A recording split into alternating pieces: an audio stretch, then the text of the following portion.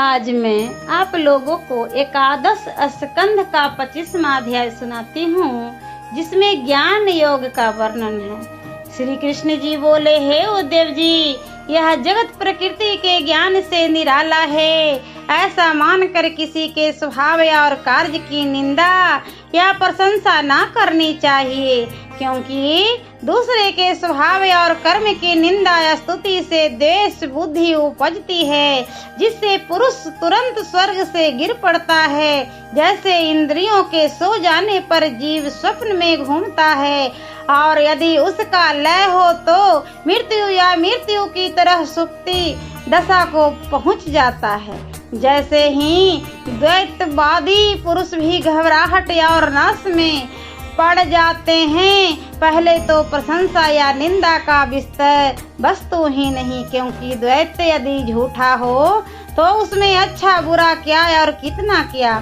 जब सभी झूठा है तो उसमें कितना अच्छा कितना बुरा, यह सब कहना ही व्यर्थ है। आँखों से देखना, कानों से सुनकर, मुख से बोलना, जीव से चख कर मन में ध्यान करना, जो कुछ विचारा जाता है वह सब भ्रम और झूठा है। जैसे परछाई प्रतिध्वनि यानी बोला हुआ शब्द किसी से टकरा कर फिर सुनाई पड़ता है। सिपी में चांदी, यह भ्रम है और झूठा भी है, फिर भी उससे कंप और डर पैदा होता है। जैसे ही शरीर आदि भी झूठे और मरने तक दुख व डर देते हैं, यह सारा जगत आत्मा ही है। जन्मने वाला और जन्माने वाला दोनों ब्रह्म है, उसमें सब तरह के रूप धरने की सामर्थ्य है। वही सबका रक्षक और वही रक्षा करने योग्य भी है। उसी का संहार होता है और वही संहार करता है। इस प्रकार वेद ने आत्मा से निराला किसी को माना नहीं है। आत्मा से भी भिन्न शरीर, इंद्रिय आदि सब निर्मूल्य और मन रचित है। मेरा कहा हुआ प्रत्यक्ष और अप्रत्यक्ष ज्ञान जिसको पूरी तरह हो गया, वह फिर किसी को भला बुरा कहता ही नहीं, किंतु सूर्य की तरह उदासीन घूमता है। प्रत्यक्ष से, अनुमान से, शब्द से, अनुभव से जितना दैत्य जाना गया है वह सब झूठा है। बस यही निश्चय कर ले कि सब झंझटों यानी मोह ममता को छोड़कर इस धरती पर घूमे। उद्धव जी बोले, हे कृष्ण, आत्मा तो चेतन, शरीर जड़ है और दोनों संसार से अलग है। तब इन दोनों में संसार किसे मिलता है? आत्मा को या देह को? एक को तो जरूर ही मिलना चाहिए।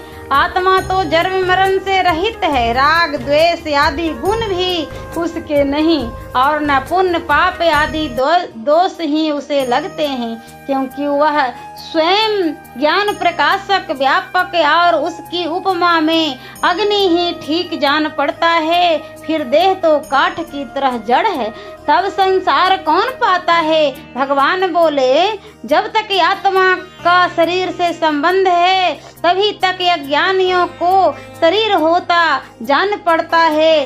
स्वप्न को असत्य सभी जानते हैं, फिर भी उसमें भयानक पदार्थ को देखने वाले को डर उत्पन्न होता है, जिससे वह उठता बैठता है। वैसे ही संसार के असत्य होने पर भी जब तक मनुष्य विषयों को आदि करता है, जब तक बना रहता है, और जैसे स्वप्न देखने वाला जब तक जागता नहीं तभी तक स्वप्न अनेक प्रकार का कौतुक दिखाता है। जहाँ जाग पड़ा फिर स्वप्न उसे मोहता नहीं, वैसे पुरुष को वहाँ ज्ञान मिला, तहाँ फिर वह संसार के दुख से मोहित नहीं होता। हर्ष, शोक, मोह, क्रोध, लोभ, जन्म मरण इत्यादि विकार अहंकार के हैं, आत्मा के नहीं। आत्मा तो काल रूप ईश्वर के अधीन रहता है। जैसा बर्ताव उससे करता है वैसे ही वह संसार में दौड़ता और करता है। मन, वाणी, प्राण, शरीर आदि निर्मूल और अज्ञान कल्पित नाना रूपों में झलक रहे हैं। इन्हें ज्ञान खड्ग से काटे बिना काम चलने का नहीं। जो ज्ञान रूप विवेक हैं, वह विवेक वेदों के पढ़ने, अपने धर्म का आचरण करने, अपने मन में अनुभव करने, गुरु के से उपदेश लेने और तर्क करने से ही मिलता है। जो जगत के पहले था और अंत में रहेगा, वही मध्य में भी है। जैसे सोना आदि में सोना, मध्य में गहना, अंत में फिर सोना होता है, और तीनों दशा में सोना सोना ही रहता है। वैसे ही आदि मध्य अंत में मुझे ही जानना। जैसे सोने के गहने में सोना सत्य और गहने मिथ्या है, वही कार्य कारण का भेद है। ब्रह्म स्वयं प्रकाश है, उसे किसी प्रकार की आवश्यकता नहीं। वह यह सारी सृष्टि उसी के प्रकाश से प्रकाशित हो रही है, और जो उसी प्रकाश का रूपांतरण है। इस प्रकार वेद से, सदाचार से, अनुभव से, उपदेश से और अनुमान से ब्रह्म ज्ञान के साधन का प्रमाण जानकर देह के आत्मभाव का निवारण करे, आत्मा से विषय दूर करे, स्वरूप का आनंद ले।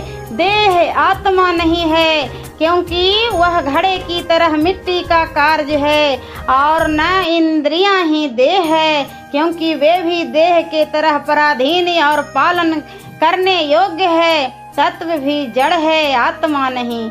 बस ऐसा ज्ञान जिन्हें हो गया, उनकी इंद्रियों के गुण दोष लिए नहीं जाते। जैसे घटा के आने जाने पर सूर्य का कुछ बनता बिगड़ता नहीं, परमात्मा किसी दोष से कभी लिप्त नहीं होता।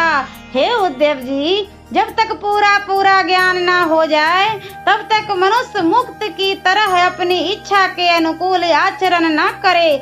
ब्रह्म स्वरूप किसी से भी मोहित न सही, फिर भी जब तक बिगाड़ डालने वाली विषय वासना मेरी भक्ति के योग से दूर न कर लेवे, तब तक माया कल्पित विषय भोगों से संबंध मना है। क्योंकि जैसे बिना चिकित्सा के रोग बढ़कर प्राण घातक हो जाते हैं, वैसे ही जब तक राग द्वेष आदि मलों के जड़ कर्म जलाए नहीं जाते, तब तक मन विषयों में फंसकर कच्चे योगी और तपस्वियों को बिगाड़ देता है। जो भाई बंधु बने हुए देवताओं के विघ्नों से योग मार्ग से गिर पड़ते हैं, वे दूसरे जन्म के लिए अभ्यास के बल से फिर योग का ही साधन साधने लगते हैं। कर्म की उलझने में नहीं उलझते, यद्यपि कर्म ज्ञान योग से भी नहीं छूटते, फिर भी उन्हें संसार में नहीं उतरना पड़ता। प्राणी जन्म लेकर मरण तक कुछ न कुछ कर्म करता ही है, और उससे मोटा दुबला आदि विकार भी उसी को होता है। किंतु ज्ञानी पुरुष कर्म के विकार से नहीं पाते, यही ज्ञान की उत्तमता है। ओम नमो भगवते वासुदेवाय नमः।